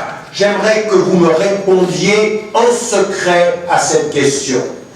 Quelle est votre contribution éthique là où vous êtes, pour vos voisins, pour votre rue, pour votre travail, pour l'école, pour tous ceux qui sont autour de vous et qui vous voient, à quoi tu sers? Regarde-toi dans le miroir de ta vie et tu dis, à quoi je sers? Les gens qui sont autour de moi, qui ne connaissent pas l'islam, qu'est-ce que tu montres? Qu'est-ce que tu donnes? Qu'est-ce que tu contribues à faire? Montre-moi, dis-moi. Dans le secret de ton cœur, réponds à cette question. Au lieu de dire ils n'aiment pas l'islam, on s'en fiche, ils l'aiment pas. La question est de se dire, toi, là où tu es, quel est ton engagement? Quand les gens te voient, qu'est-ce qu'ils voient? Qu'est-ce que tu donnes? Qu'est-ce que tu offres? Quel sacrifice tu fais? C'est simple, mais c'est ça la vraie question. Arrête de faire de la philosophie. L'islam c'est. On s'en fiche de ce que tu crois que l'islam c'est. Montre-nous ce qu'il est dans ce que tu es toi. C'est clair? Voilà des questions simples. Mais celle-ci, il faut comment se réveiller. Il faut quand même se réveiller. Parce que ça, c'est là où on voit le véritable engagement. Et je termine, parce qu'il y a un 5e cercle de l'engagement. Vous avez vu, vous m'avez suivi, je suis au 4e cercle. Le 5e cercle de l'engagement, quand on donne, à un moment donné, il faut comprendre une chose. C'est que dans la vie du prophète, il a donné. Il est allé donner ici, il a protégé ici. Il n'a fait que donner. Mais à un moment donné, il a vu des gens qui voulaient le tuer. Il a vu des gens qui voulaient le trahir. Et là, à ce moment-là, il s'est levé, il y a une 5e qualité de l'engagement. C'est qu'il faut servir avec beaucoup de sacrifices. Et il faut avaler des couleuvres. Tu m'insultes, je ne t'insulte pas. Tu me frappes parfois, je ne vais pas te répondre. Pas parce que j'ai peur, mais parce que ma réponse est plus noble que ton insulte. Oui, des fois c'est le silence. Pas parce que j'ai peur. Et à des moments donnés, il faut que les gens comprennent que vous avez de la fierté et de la dignité. Que vous ne laisserez pas passer les choses. Pas que ce soit votre ego, mais que ce soit les principes. Le prophète Hassan, il s'est énervé rarement. Mais à des moments donnés, on voyait sur son visage la rougeur de la colère. Il se maîtrisait tout le temps. Mais quand son visage devenait rouge, on comprenait qu'il y avait quelque chose qui n'allait pas. Et à des moments donnés, le prophète Hassan, il a entendu que dans une tribu, une femme qui portait le foulard, elle a été humiliée. Il dit ça passe pas. Ça passe pas. Toujours avec sagesse, il faut avoir du courage. Votre engagement, c'est du courage. Quand le prophète Hassan dit Afdalul jihad, kalimatul haqqin amam sultanin ja'ir, c'est-à-dire le meilleur des djihad, c'est une parole de vérité devant un tyran, ça veut dire à un moment donné, il y a des gens qui vous voient dans la rue, et je vais vous dire une chose, ils vous respectent pour ça. Il faut toujours avoir la sagesse, il faut avoir le calme. Et si vous voyez une fois quelqu'un qui est injuste, si vous êtes en classe et que vous avez un de vos camarades qui est maltraité, si vous êtes dans la rue et que vous voyez qu'on fait quelque chose à un noir, ou qu'on fait quelque chose à un autre arabe, ou qu'on fait quelque chose à quelqu'un qui n'est ni arabe mais qui est même un blanc, une personne, si vous voyez ça et que vous n'avez pas compris, quelqu'un qui voit quelque chose de mal, qui le change avec sa main, ou bilisani avec sa bouche, ça c'est c'est-à-dire le minimum de la foi. C'est qu'à un moment donné, on a besoin de musulmanes et de musulmans qui soient sages, mais qui ne confondent pas la sagesse avec la compromission par rapport à des principes. À des moments donnés, il faut dire une parole de vérité. À un moment donné, il faut du courage. Il faut aller dire à quelqu'un, écoute-moi bien. Écoute-moi bien. Parce que ce que tu fais ici, tu peux le faire. Mais si tu continues à le faire, tu vas me trouver moi. Parce que moi, je ne laisserai pas faire la justice. Il y a des injustices que je ne peux pas admettre. Il faut que vous soyez des êtres, que vous compreniez que le message a été un message de courage. De courage. C'est-à-dire, à un moment donné, c'est le sacrifice. Moi, je ne veux pas d'une communauté qui entretienne le sentiment de victime, mais à un moment donné, il n'y a pas de courage. Mais attention, le courage avec de la sagesse, pas de l'agressivité, le courage avec du calme, mais qu'on ne laisse pas tout faire. À un moment donné, il faut le dire. Moi, je vais vous dire une chose, quand on est venu vers moi et qu'on m'a dit, sur la question du niqab, par exemple, moi, je ne pense pas que c'est une prescription islamique de se couvrir le visage. Et quand on m'a dit, par rapport à la loi française, j'ai dit que ce n'était pas une bonne loi d'interdire aux femmes de porter le niqab. Mais, d'un autre côté, je ne pense pas que c'est une prescription islamique. Je pense qu'il faut qu'on discute avec nos sœurs pour une meilleure compréhension de l'islam sur cette question-là. Moi, j'ai des sœurs qui sont venues vers moi et qui m'ont dit, mais nous, on le porte parce qu'on pense que c'est vrai. Et moi, j'ai entendu. Je ne suis pas d'accord, mais j'entends leur sincérité. Elle vient de me dire, mais à un moment donné, on est insulté. Je dis, mais écoutez-moi bien. Je ne suis pas forcément d'accord avec votre compréhension de l'islam. Mais vous me trouverez toujours à vos côtés devant n'importe quelle personne qui vous humiliera. Parce que ça n'est pas acceptable. Et nous, aujourd'hui, on voit des musulmans, ils sont courageux que quand il n'y a pas de risque. Ouais, c'est bien, mon frère. Mais il n'y a pas de risque. Quand il y a du risque, ils ne sont pas là. Mais ça, encore une fois, c'est dans le Coran, ça. C'est dans le Coran. Rappelez-vous toujours ceci. Ça vient de compagnons qui ont dit si les ennemis viennent, on va y aller. Et quand les ennemis sont venus, ils ne sont pas allés. Et aujourd'hui, nous, on est la même chose.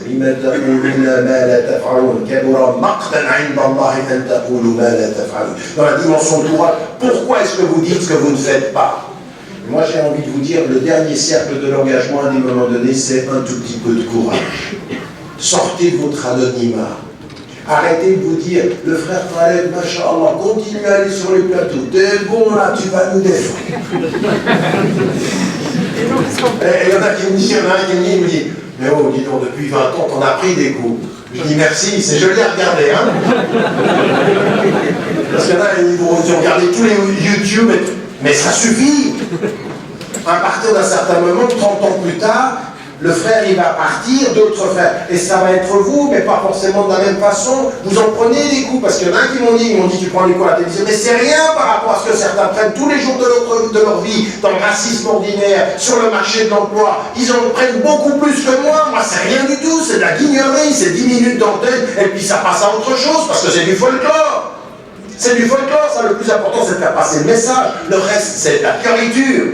Par contre, sur le terrain, par rapport à ceux qui sont dans le racisme, par rapport à ceux qui vivent le racisme, c'est ça les vraies questions, c'est là où il faut être présent, c'est là où il faut que vous fassiez preuve de courage. Et ça veut dire quoi? Si quelqu'un ne vous donne pas de travail alors que vous avez les compétences, vous ne le laissez pas faire. Si quelqu'un vous parle mal sur le nom, vous dites écoutez-moi bien. Écoutez-moi bien, vous ne me parlez pas comme ça. Mais avec sagesse, vous ne me parlez pas comme ça. Parce que si vous pensez avoir le droit de me parler comme ça, moi je vous dis, je me respecte. Et vous feriez bien, pour votre respect, de me respecter. À un moment donné, il faut que les gens disent, oh là là, on n'a pas affaire à des guignols, des gens qui... Je vais même te le dire en mauvais français, même un peu avec de l'arabe, mais tu vas l'entendre. Yani, tu vas l'entendre. Il faut se faire entendre avec un peu de courage, s'il vous plaît, les frères et les sœurs, pas d'agressivité. Mais à un moment donné, il dit, non, tu ne parlez pas comme ça. Moi, à un moment donné, j'entre dans la poste vers Genève, la dame, elle me frappe la porte en pensant. J'allais recevoir la porte, elle me la ferme, elle n'a pas voulu la tenir. Elle me dit, madame, ce que vous venez de faire là, je l'ai vu, mais vous ne faites pas ces choses-là.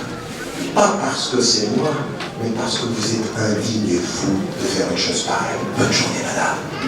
Et vous partez. Si elle est bête, elle ne comprend rien. Mais si elle est pas bête, elle a compris un peu. Et dans les deux cas, c'est utile. La première, c'est qu'avec calme, vous lui avez donné une vérité. Et la deuxième, c'est peut-être avec calme, vous lui avez donné une leçon. On est entre la leçon et la vérité. 5e cercle, ce courage-là, Inch'Allah, et que Dieu nous aide. Assalamu alaikum wa rahmatullah. Ça fait 20 minutes qu'il m'a dit 2 minutes. C'est que je ne veux absolument pas d'applaudissements après les interventions. Pour deux raisons. D'abord parce que, bon, c'est pas parce que c'est interdit, dire, même dans le cadre de l'islam, on peut utiliser le mode culturel d'une communauté, il n'y a rien de haram à applaudir. Mais moi je dis souvent aux gens, j'aimerais que vous écoutiez une conférence comme vous lisez un livre. Et quand vous lisez un livre et qu'il y a une bonne idée, vous n'arrêtez pas la lecture et vous dites, c'est bon ça. Ou alors vous n'êtes pas normal. Si vous voyez votre enfant qui frappe en lisant un livre, vous pouvez commencer à faire de la psychologie. Mais qu'est-ce que vous faites quand vous voyez une bonne idée que vous lisez? Vous arrêtez et vous y réfléchissez. C'est comme ça que j'aimerais que les conférences soient moins émotionnelles dans la réaction des applaudissements, et juste comme on lit un livre, on réfléchit, on se dit tiens, ça c'est une bonne idée. Et peut-être parfois on la note, on se dit je vais juste la garder. Au lieu d'applaudir et de l'oublier, notez-la et gardez-la. Au lieu d'applaudir et de l'oublier, notez-la et gardez-la. Et même à la fin, Inch'Allah, pour l'avenir, quand vous entendrez d'autres conférences, faites-moi plaisir, n'applaudissez pas. C'est très mauvais d'ailleurs pour l'ego du conférencier. Alors, essayez d'imaginer. Là, vous applaudissez, qu'est-ce que je me dis?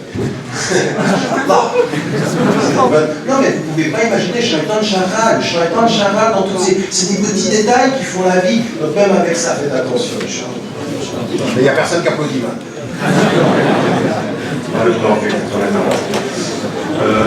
Donc nous allons tout de suite passer aux questions-réponses, Inch'Allah. Donc si vous avez des questions, vous pouvez les noter si vous avez de quoi noter. On va en prendre quelques-unes avec le micro, Inch'Allah. Je voulais juste préciser deux choses très rapidement que je n'ai pas eu le temps de vous préciser avant de commencer la conférence. Mais là, s'il vous plaît. C'est là, s'il vous plaît. Les frères. La première chose, c'est que avec les organisateurs, on a pris la décision de faire de cette conférence une entrée libre. Pour la seule et unique raison, c'est qu'on voulait faire profiter un maximum de personnes. Alhamdoulilah, l'appel a été entendu. Cela dit, la conférence est un coût. Donc, c'est les frais d'hébergement, etc. Donc, pour cela, on va demander à toutes celles et ceux qui le veulent de participer. Il y a une caisse, Inch'Allah, que Majid brandit. C'est une grande caisse. Deux caisses, voilà. Donc, si vous voulez participer, Inch'Allah, ça nous aiderait beaucoup, Inch'Allah. Deuxième chose, très rapidement, c'est une petite information. On a créé une petite liste de mails via un Google Group avec des frères, ainsi qu'une page Facebook musulman de Nîmes pour informer un maximum de personnes sur ce qui touche la communauté de Claude de Loin, que ce soit au niveau local, national ou international. Donc, il y a deux problèmes que nous avons. Parce que on a un problème dans la gestion de la différence d'opinion. Oui. Alors on le sait, entre les savants, il y a toujours eu des divergences d'opinion. En général, ils se sont respectés. Aujourd'hui, c'est encore plus difficile avec ce qui se passe entre les chiites et les sunnites. Il y a des gens qui parlent très mal, mais en général, on se respecte. On a un problème dans la communauté. Toi, tu as une opinion religieuse, toi, tu as une opinion religieuse. On n'arrive pas à gérer la diversité. C'est-à-dire adab et l'irtilab, c'est-à-dire l'éthique de la divergence d'opinion. Et pour pouvoir avoir cette éthique de la divergence d'opinion, il faut que nous réconcilions notre éducation musulmane avec deux choses. La première des choses, regardez, je vous lisais le verset tout à l'heure, où Allah nous dit aux musulmans, tenez-vous à la corde de Dieu et ne vous divisez pas. Et la corde, comme l'ont compris les savants, et nous fassirons, il dit c'est le Coran. Et vous savez que le Coran, parce que c'est un texte, va admettre plusieurs interprétations. Donc Allah ne nous dit pas votre unité, il est dans l'uniformité. Votre unité, c'est un texte qui accepte la diversité d'approche. Et tant qu'on ne rend pas quelque chose halal haram ou quelque chose haram halal, on accepte la différence d'approche. Raison pour laquelle il y a eu jusqu'à 30 écoles juridiques entre les chiites et les sunnites. Pourquoi 30 écoles juridiques? Parce que le même texte a été lu différemment par les savants qui n'étaient pas d'accord sur des éléments secondaires. Ils étaient d'accord sur l'essentiel, les saintes prières, tout ça on ne discute pas. Mais ensuite, la façon de prier, les mains, la façon de dire, est-ce qu'on dit la shahad, est-ce qu'on dit la fatiha ou pas? Tout ça, il y a plusieurs opinions. Donc, on doit admettre une diversité. Et ça veut dire qu'en fait, il faut regarder le monde en acceptant qu'il y ait une différence de point de vue, qu'il y ait une complexité dans l'objet que nous observons. Et ça veut dire qu'en tant que musulman, un musulman ordinaire doit pouvoir exprimer sa son point de vue, doit pouvoir exprimer. Alors attention, son point de vue à la mesure de ses connaissances. C'est-à-dire que si vous n'avez pas, par exemple, pour pouvoir donner un élément de prescription islamique, c'est-à-dire une prescription, une règle parmi les règles de l'islam. Pour pouvoir dire ça, il faut quand même avoir une connaissance. Il faut avoir les ayat al-ahkam, ahadith al-ahkam, il faut avoir le bagage. On ne peut pas commencer à dire, bon, moi j'ai lu le Coran. Non. Mais à partir du moment où on a la connaissance, eh ben, de l'objet dont on parle, on doit pouvoir exprimer un point de vue. Et là, chez les musulmans, on pense que l'islam, c'est deux choses, soit on a raison, soit on a tort. Or que le prophète a dit, sur celui qui pratique l'ijtihad, le savant, quand il a raison, il a deux récompenses, et quand il a tort, il en a une. Ce qui veut dire qu'en fait, on admet même ce qu'on loue, c'est l'effort, mais on admet qu'on peut se tromper, même si on a la connaissance. Et donc il y a un droit à l'erreur en islam. Il y a un droit à l'erreur à partir du moment où il y a la sincérité de l'effort. Écoutez bien ce que je viens de dire. À partir du moment où il y a la sincérité de l'effort intellectuel, il y a droit à l'erreur. Et nous, en tant que musulmans, c'est el-haq. Non, el-haq, c'est Allah. Ensuite, nous, on essaie de faire de notre mieux. Il faut qu'on admette en islam que toi, ou n'importe lequel d'entre les gens, on puisse exprimer une opinion. Une opinion par rapport à l'islam, quand on est compétent, ou une opinion par rapport au monde, une opinion philosophique, une opinion sociale, une opinion politique. Et ça, on doit pouvoir le faire. Deuxième chose qui est très importante et qui manque à notre réflexion, c'est qu'un frère disait une chose, un frère turc hier disait une chose qui m'a beaucoup impressionné et je la garderai parce qu'elle est très vraie. Il dit, en fait, le fait que dans notre communauté, on enseigne peu la culture, on enseigne peu l'art. On enseigne peu. Et le prophète, lui, il faisait très très attention au goût. Il faisait attention au goût des Mécois.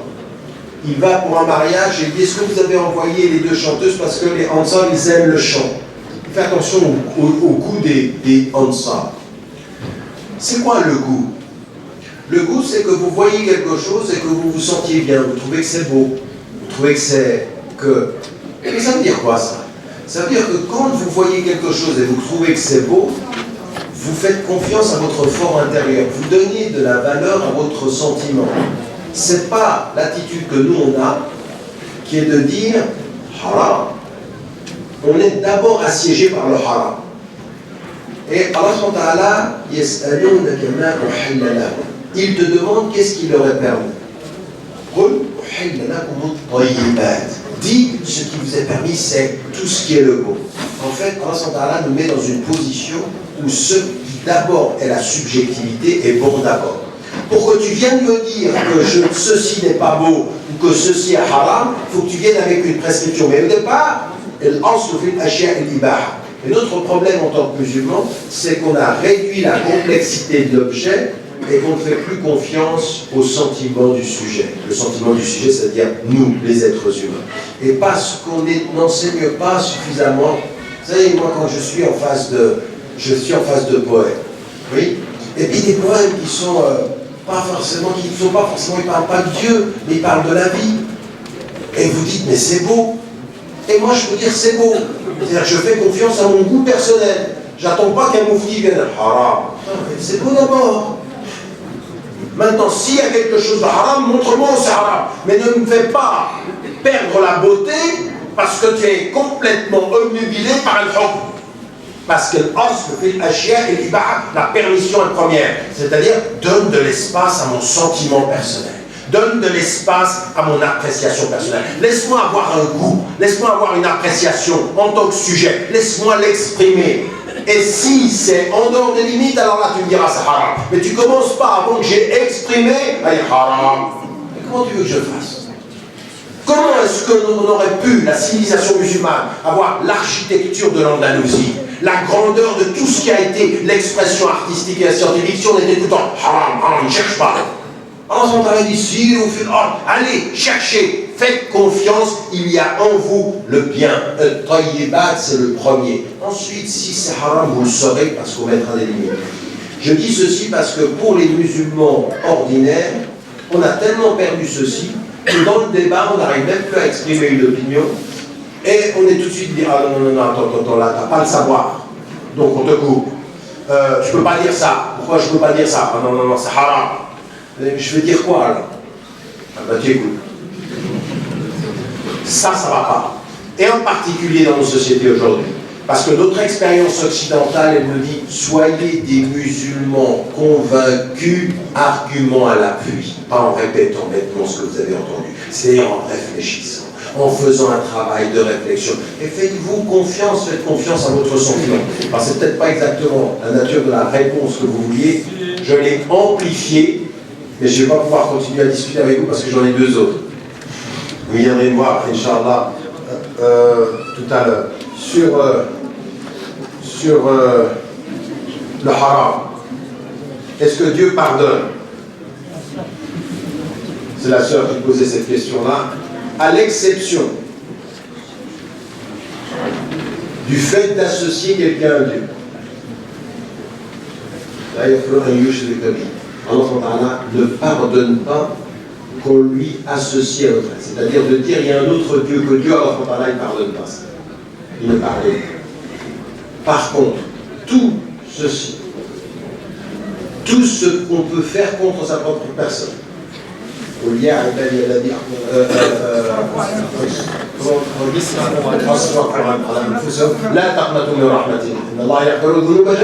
c'est-à-dire là vous avez le début de verset, dit ceux qui ont agi contre eux-mêmes, ne désespérez pas du pardon.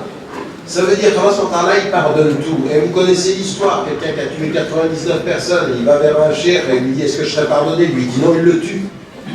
Donc il en a tué 100.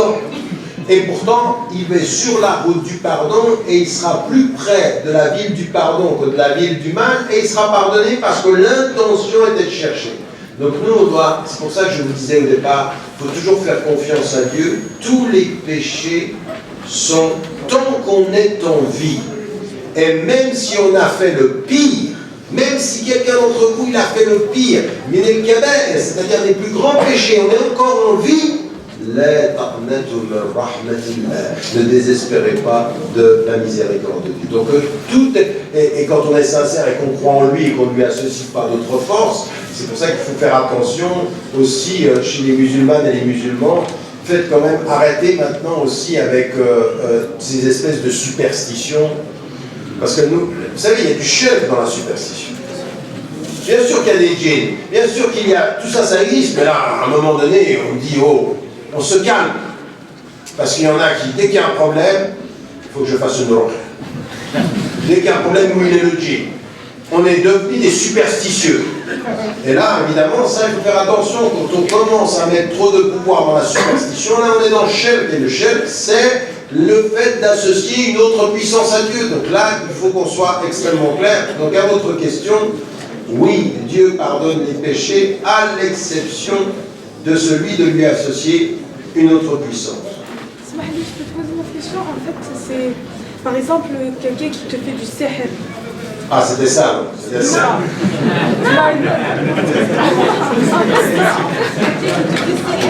Et que tu vas chez quelqu'un, mais chez des oui, est-ce que c'est chez le billet?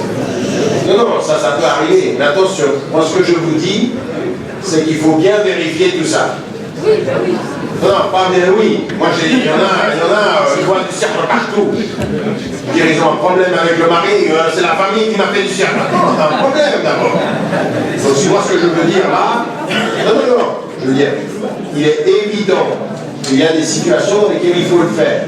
Mais il faut étudier les faits, être sûr de ce que l'on fait, pour pas tomber tout de suite dans ces perceptions qu'il y a de la magie ou du cirque. C'est tout ce que je voulais dire. Ça existe, mais vérification avant. Dernière question.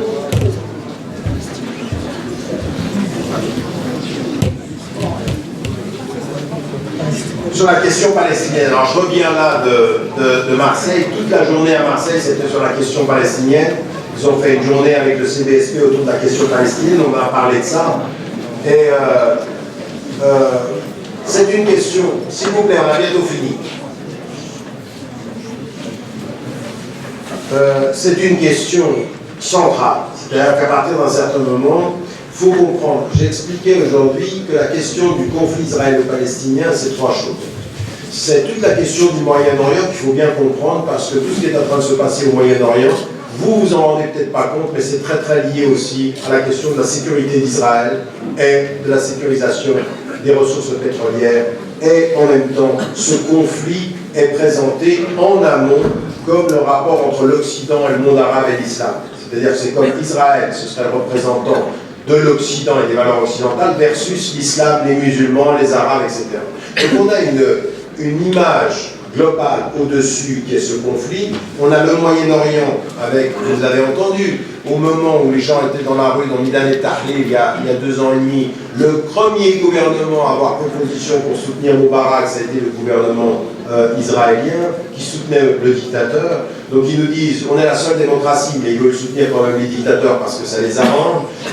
On sait en même temps qu'ils sont dans la formation en Syrie, on sait qu'ils étaient impliqués en Libye, on sait qu'ils sont impliqués ailleurs en Afrique. Donc il y a un vrai jeu extrêmement complexe de la réalité israélienne dans la région. Et il y a un troisième élément dans la question israélo-palestinienne, c'est que sur tout ce qui concerne le racisme anti-musulman, l'islamophobie et tous les enjeux de dire que ça n'existe pas, c'est très très lié à des lobbies pro-israéliens en France. C'est très connecté. Vous allez vous apercevoir que ceux qui vous attaquent, moi 80% de ceux qui m'attaquent, je sais pourquoi ils m'attaquent. Et on me l'a fait comprendre, il m'a dit tais-toi sur la Palestine, ça ira mieux. Et moi j'ai pas envie que ça aille mieux s'il faut que je me taise sur la Palestine, ça ira mal s'il faut que je me taise. Je me tairai jamais. Je ne me tairai jamais parce que c'est inadmissible cette espèce de conspiration du silence qu'il y a autour de la question palestinienne. Il faut qu'on parle, c'est ça, on parle de courage un tout petit peu qu'il faut avoir. Donc il faut pouvoir le dire, il faut pouvoir l'exprimer. Quand on voit par exemple, il y en a qui n'ont pas compris du tout, je veux dire que, il y en a qui viennent vers moi et me disent, mais dis donc, Caroline Fourest, elle te déteste, toi. Ou alors elle t'aime. Ni l'un ni l'autre. Ni l'un ni l'autre. Le problème, c'est que ceux qui la soutiennent et ceux pour lesquels ils travaillent, c'est un tissu de personnes qui vont de BHL aux autres, qui sont des pro-israéliens.